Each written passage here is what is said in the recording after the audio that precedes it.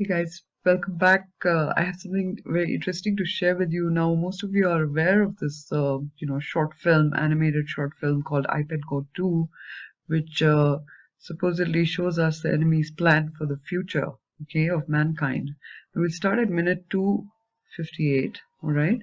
Now over here, before I do that, did you notice that? Did you notice the snake's tongue coming out? Now this boy here, his head is shaped almost like a crown, right? So that's probably telling us that it's talking about coronavirus, and it supposedly started this whole, that's what they're putting out, that it came from snakes, all right, which were being sold in the Wuhan wet market. But now I believe that it's a, manufactured virus. It's man-made, made in a laboratory, but this is what is showing, that this is the story behind it, that it came from snakes. And look at this. This is a crown-like structure. Okay, this is a broken eggshell, but it looks like a crown. So that's like the coronavirus that came from the snakes, okay? And now, moving on, you see this, this very evil entity, probably the elites who started this, all right? And you see him saying something to this boy. You can see the snake scales over here, right? And then you see it flash across his eyes that markets plunge, okay, markets plunge, and then you have war coverage, all right? But what's interesting is that you have these TR-3B military aircraft coming onto the scene. Very nice thing after coronavirus is this, okay? Now, if you look at this TR-3B, because this is what it reminds one of, now this is essentially a military aircraft, okay? It's I would say this is, the US Navy secretly designed the super fast futuristic aircraft, and they're the only ones who have a patent on it or have applied for a patent on it, all right? And essentially this is what it looks like, okay? This is what it looks like. And it's, it uses a propulsion system, all right, with nuclear energy, all right? So it doesn't exist officially, but there's a lot of articles of this. I'll link them in the, in the description box below. But getting back to this animation, okay, now see what happens. The aircrafts go and they bomb this structure. Well, most people thought that this was a mosque, right? But let me show you what it is, all right? This is Esther and Mordecai's tomb in a city in Iran called Hamadan, all right? Now, I'll tell you why I've come to that conclusion, because if you see the markings on this, there's a diamond-shaped marking here, okay? First of all, look at the shape of the archway, the entrance to this, all right? This is Esther and Mordecai's tomb. There's the same archway, all right? The same kind of dome, right? And over here, you see this bump on this dome, right? Which is also there on Esther and Mordecai's tomb in Hamadan, right? So you have this diamond-shaped thing over here on the tomb. You have this slight bump over here, which is, clearly visible from pictures of the tomb. Can you see that slight bump? Yeah? And then you have this window over here, all right? This small window over here, which is there on the tomb, all right? And, there's been all this talk about Iranians wanting to bomb Esther and Mordecai's tomb. Watch this, okay? How do I know this is from Hamadan, all right? Because this tomb is located in Hamadan, because in iPad code, they've given us a very clear sort of look at the spire structure, okay? Now, in the city of Hamadan in Iran, the biggest landmark of that city is this mosque called Imamzade's Mosque, okay? And look at the spire of this mosque, all right? If you look at the spire, I've taken a close-up from here. I've taken a close-up of this spire here, all right? And look at this. This has these lines which look very much like the lines on the windows of the spire here, okay? And it has this sort of a conical shape here, okay? This thing's jutting out, which if you look at the spire in a certain way, you can see that this is also jutting out, okay? So you have the jutting out lines, you have the window sort of panes, all right? And then you have this floral kind of a structure below over here, which is visible on the spire, okay? And then you have these triangular shapes here, which is also visible on the spire, okay? So it's amazing. And you know what is most amazing is seeing this diamond structure on this, which is there on Esther and Mordecai's tomb, right? And even the bump that they've given here, over here, that's also there. The window that is placed over here is on the tomb, okay? And these, you know, if we go, if I zoom, you'll see that there are a lot of these windows down here. There's a window up here, okay, which I've just shown you is over here, right? And a lot of these windows on this embankment kind of thing below the tomb. And you'll see in Esther and Mordecai's tomb on the embankment you have windows as well, okay? Now, I know this is definitely pointing to the bombing of Esther and Mordecai's tomb, but what's very surprising is who does the bombing. Is it the Iranians who do the bombing? Or does this, you know, these TR-3B crafts that are shown here, that are actually bombing the tomb? And the patent for these, you know, highly secretive military aircraft, and you can see them flying over here, they bombed it and they're flying over, is only there. The patent is, you know, from the US Navy. All right, let me show you that again. The US Navy secretly designed a super fast futuristic aircraft resembling a UFO, documents reveal, and they're talking about this triangular aircraft, okay? They have a diamond-shaped one too, but this triangular thing is called the TR-3B military aircraft, right? And it's no longer a secret. As I said, I'll definitely put this in, put all these links, okay, in the description box. But you can see there are many videos, people have taken videos, and you know, a lot of sightings of this aircraft in the US, all right? So some of the videos have been removed, but most of them are still there. Okay, and I'll leave these links. So anyway, getting back to this, the iPad code thing, very interesting. Now what happens, so you have the coronavirus taking place here, okay, where you have the snake going into the boy's head, all right? And then there's the bombing of Esther and Mordecai's tomb. All right, as I've shown you, I mean, there's no doubt in my mind that this is Esther and Mordecai's tomb.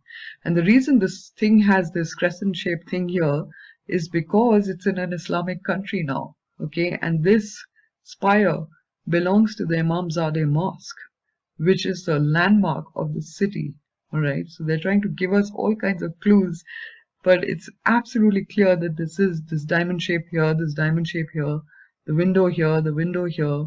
You know, everything about this, the architecture, the archway, the entrance, the same thing. I mean, you look at it, the more you see it, you realize that it is Esther and Mordecai's tomb, which the Iranians have threatened to destroy. But in iPad code, it also shows us that it's probably not the Iranians, but these TR-3B, you know, aircraft that have been patented by the US Navy. It's a top secret military aircraft, okay? They're the ones who are going to bomb. Now, what happens after that? So we see, you know, the bombing takes place, and then immediately after that, you see these sort of, you know, maybe they're bats or they're flapping their wings like bats, but then when you take a closer look, they could be ravens, all right, or crows, okay? And once this happens, the Antichrist comes on the scene, okay? So let me just put this down here. So look at this, the Antichrist comes on the scene, and then there's more drama, all right? And, you know, it just gets more and more bizarre from this point onwards. There's this woman, okay, you can obviously see, she's probably an Iranian woman. And you know coronavirus has hit Iran already. You know, half their parliament has it. Many people have died already, and our prayers go out to them. Did you see this? This is a woman in a burqa with a young child who's at death's door, wrapped up in bandages, okay? Now, I've heard that coronavirus, you know how you die from it? It's essentially because you end up with not only pneumobronchitis, okay, but you also get kidney failure and die. And when you see this boy, you realize that it could be something that they're pointing to, like, kidney failure, etc. That is also an aspect of coronavirus, death by that virus. Now over here you see this bug, okay, so they're saying that this is a bug, all right, this is a bug, this boy's got a bug, okay, and now you watch what happens. So there's this I think probably an African child who has been sort of he's been sort of pre-programmed to kill and destroy, and this goes on, and then I believe this is South America because he has Juanita tattooed on his arm. All right, so there's South America drowning, okay, and then you have these tanks coming, and this young girl, right, this young girl who has a tiger on her shirt, okay, waving a white flag. All right, now many people have said that that's probably Angelina Jolie because she has a tiger tattoo on her. But look at this girl's face. She definitely does not look like a 45-year-old Hollywood actress. Okay, she looks like a young girl, right? Now here she turns, and by the way, there is a video where they've said that this is a map of this is I think she's Norwegian, Greta Thunberg. Okay, but they've said that this is a young girl, not a 45-year-old actress from Hollywood, but a young girl. And I think this man who brought this up, that she is Greta Thunberg, is probably correct. Now here we have this guy who also depicts Purim. All right, because if you see photographs of Purim, how people dress up, look at this. Okay, just take a look at this. So there's this guy in the top hat. Okay, there you go.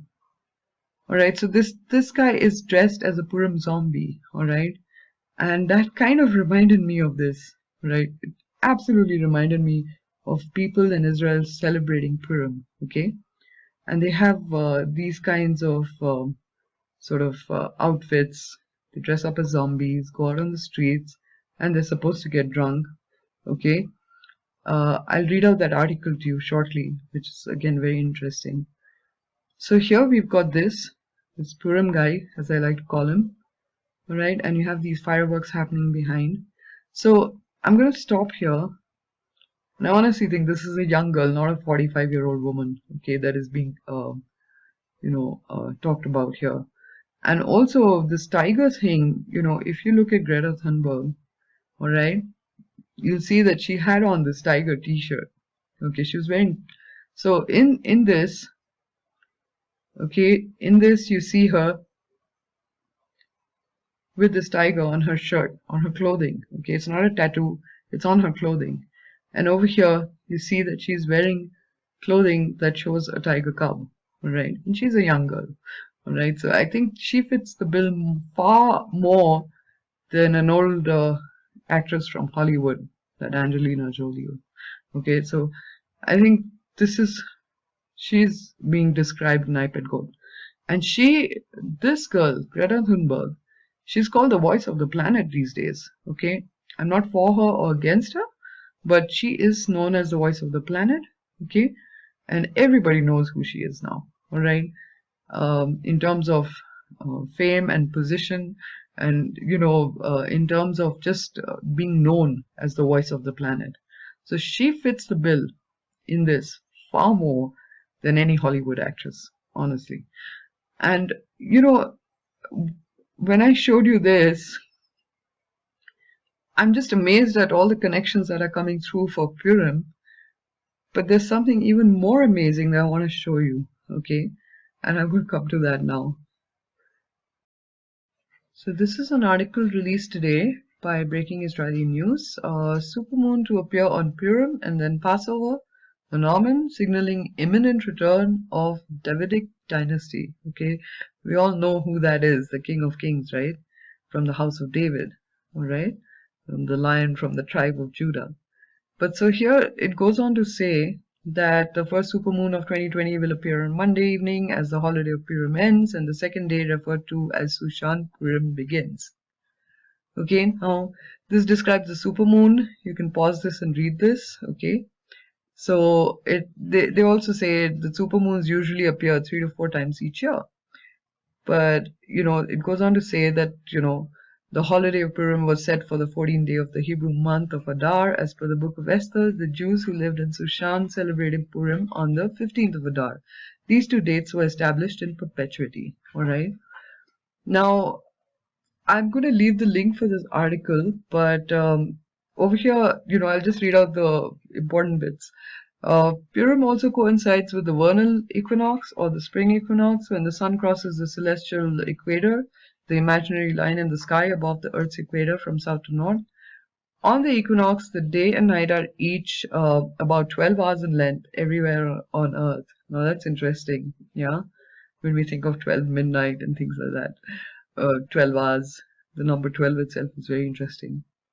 Alright, so now we also know that it's also called a full worm moon because as the weather warms and the ground softens, earthworms begin to appear, which the Native Americans marked as a sign of the beginning of spring. Okay, so Sushan Purim supermoon will be followed by 2 more in consecutive months. Okay, so you have this happening on Purim, the first supermoon. The second will be next month on April 8th, the third on, May 7th. Okay, so, and after these 3 supermoons, okay, it's like a supermoon trilogy, all right? After this, the next supermoon will be the morning of September 17th, arriving in time to begin Rosh Hashanah, the Hebrew New Year. Very interesting. Okay, sometimes I do think that September, in Latin is called 7, so this could be our 717, but let's see how it goes, okay? We may go sooner than this.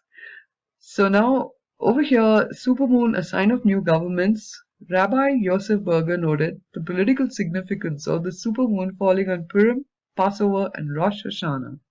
All right, the moon represents Malkut, or the kingship, or the kingdom. Okay, Rabbi Berger said, or is it Berger? I'm not sure how to pronounce this. Every kingdom rises and falls and eventually disappears. Only Israel and the Davidic dynasty is eternal. Okay, so this goes on.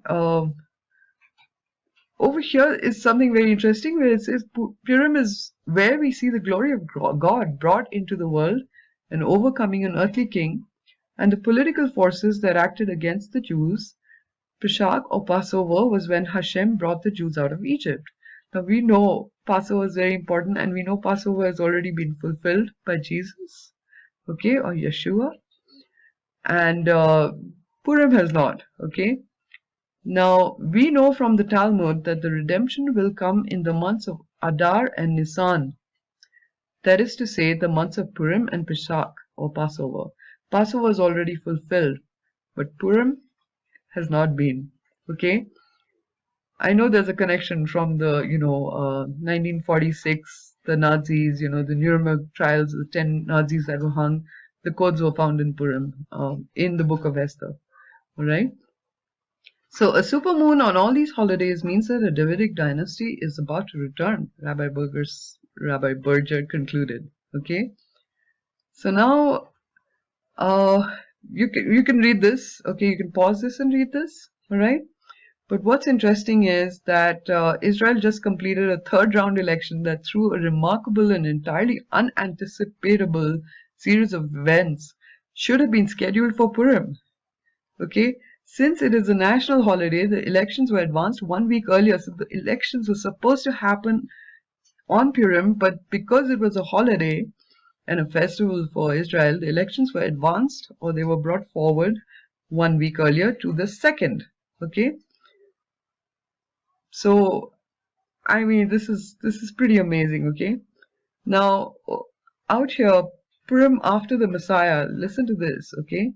The Jewish sages teach that once Mashiach or Messiah arrives, none of the biblical festivals will be celebrated any longer except for Purim, Now, isn't that interesting? Purim is referred to as the hidden holiday, since neither God's name nor his intervention appears in the story of Purim. The name of Esther, the heroine of the story, literally means hidden. Now, I double-checked this, okay? And it's true. I've always thought that Esther meant star because that's what it means. Esther is Aster, it means a star, and her Jewish name Hadassah means myrtle. Okay, so I knew those two things, that Esther means Aster or a star, and Hadassah means a myrtle tree. Okay, but listen to this. Esther is also, okay, hidden beauty, reserved, modest, quiet, humble, self-controlled, hidden. Okay, and I'm going to link this article too. But it's true that, you know, in Jewish culture and in the Talmud, she is referred to as, you know, the name Esther means hidden, along with what it means in, you know, Esther means a star, Hadassah is a myrtle, but I didn't know that, okay? The name of Esther, the heroine of the story, literally means hidden. Okay, so Rabbi Pinchas Winston, a prolific end-of-days author, explains that the distinctive light of Purim, which is embodied in the ability to recognize God even when he is hidden, will never be extinguished. I think the rapture also is a very hidden sort of a mystery, isn't it? Because Paul says, I show you a mystery. Okay, we shall all be changed. I show you a mystery. Right, and this is all about, Purim is all about this hidden story, you know, of Esther, because she's an orphan girl, she's an orphan child, and then how she comes to power. It's an incredible story. And so here's what it says. Okay, Jews are commanded to drink on Purim until they can no longer tell the difference between Mordecai, the righteous hero, and Haman, the evil villain. Imagine that. The story took place in Persia, we all know this, okay? So here we come to the Tomb of Esther and Mordecai. Alright, Queen Esther is the iconic and legendary character of the Purim story. Her tomb and that of the other hero of the story, Mordecai, that was her uncle, right, lies in the Iranian city of Hamadan. Remember what I was showing you all about Hamadan? Yeah? The Iranian city of Hamadan, and how this spire is a landmark of Hamadan. This shows that it's in an Islamic state right now. This is the Tomb of Esther, yeah, with its archway and its architecture clearly given. The diamond shape, the window, the windows on the embankment. And this spire is showing us the spire of one of the most famous mosques in Hamadan, pointing us to Hamadan, right? The city of Hamadan in Iran, where the Tomb of Esther is presently located, right? And it has been for the last 2500 years. Anyway, so last month, in an extremely Purim-like case of confusing the villain and the righteous hero, the Iranian government threatened to demolish the tomb of Mordecai and Esther and convert the site into a Palestinian consular complex. So I wanted to share this with you as well, that how interesting it is that Esther, the name means hidden, and this whole thing is about, you know, this prophecy where, you know, the Jewish sages are talking about is, you know, they're saying that it's Nisan and Adar. These are the 2 months, right? And it's Passover and it's Purim, which I thought was incredibly interesting, right? I mean, just look at that. I'm just amazed that they mention in the Talmud that the redemption will come in the months of Adar and Nisan. That is to say, the months of Purim and Pesach, or Passover. We know Passover has already been fulfilled by Jesus. That leaves us with Purim, doesn't it? Is it this year? I don't know. But the supermoon suddenly, you know, definitely seem to suggest that, you know, that the Davidic dynasty is about to return. That's what these guys are saying. And of course, they're probably looking for the Antichrist, but we know that Jesus will come before, you know, before long. And I'm just amazed by this, because I didn't know this, that the redemption will come in the months of Adar and Nisan, or Purim and Pesach, or Purim and Passover. Amazing, guys. Anyway, I wanted to share this with you, and the fact that, I found this extremely interesting, that Esther and Mordecai's tomb is the one that's being bombed in Hyper Goat. I mean, look at it for yourself and decide, This is what I think. It's just my opinion, one person's opinion, but the resemblance is uncanny, absolutely uncanny. And the fact that it's pointing to Hamadan, the city in which this tomb is, this whole spire and this crescent moon, showing that it's presently in an Islamic state. So anyway, guys, I wanted to share this with you. I thought it was very interesting, and also this article. Okay, that redemption comes in the months of Adar and Nisan, and we are currently in the month of Adar. And this Purim is special because they have a supermoon, alright? And it's a supermoon, it's a trilogy of supermoons, right? There's one in March, there's one in April, and there's one in May. And then the fourth one is on September 17th, just arriving in time to begin Rosh Hashanah, the Hebrew New Year. Very exciting times we're living in. So keep looking up, okay? And I hope that, we all see each other very soon. I'm really hoping for Purim. But if not, we have this to look forward to also, alright? The Rosh Hashanah. Because we have a supermoon. We have 3 supermoons in March, April, and May, and then the fourth one is September 17th. Septem, as we know, stands for 7 in Latin, right? Many of you have told me that. Anyway, so God bless you guys, and keep looking up. And if I come across anything else, I will share it.